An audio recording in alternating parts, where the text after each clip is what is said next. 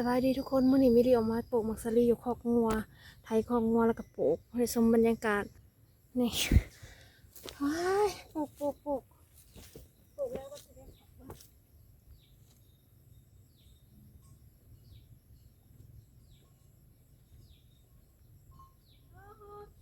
ี่ยมดเพื่อนมดว่า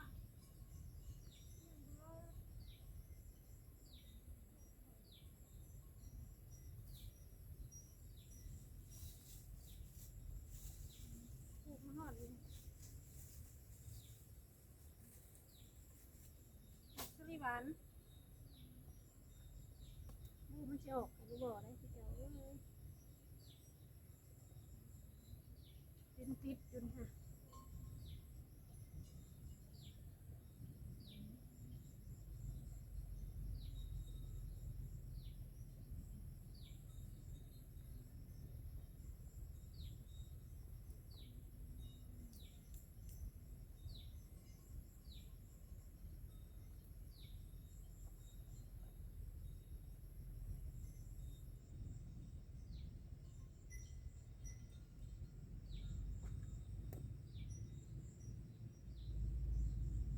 ใส่คุ้มละ2 เม็ด3 เม็ด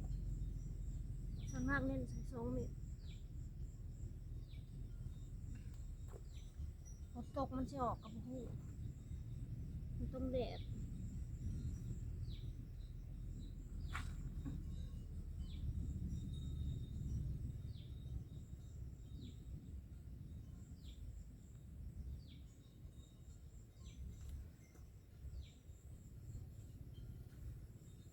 ปลูกน้ำกันพี่เจ้าเลยกับหูมันจะออกแล้วบอกเพราะว่าดินเย็นเลยใครเคยปลูกเนี่ยคนก็เคยปลูกโอ้ยเมื่อยคือกันเลยปลูกสนีเลยว่าบ่เมื่อยเลย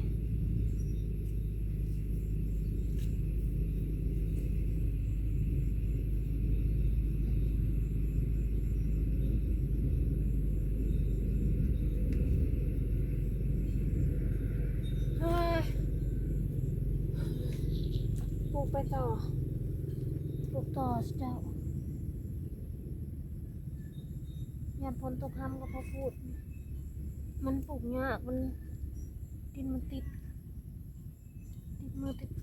อันนี้ค่อย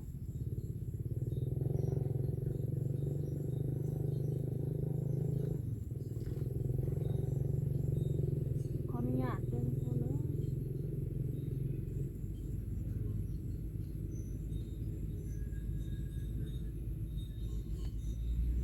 ร้านเขาก็บอกมาปลูกก่อนปล่อยให้เราปลูกอยู่คนเดียว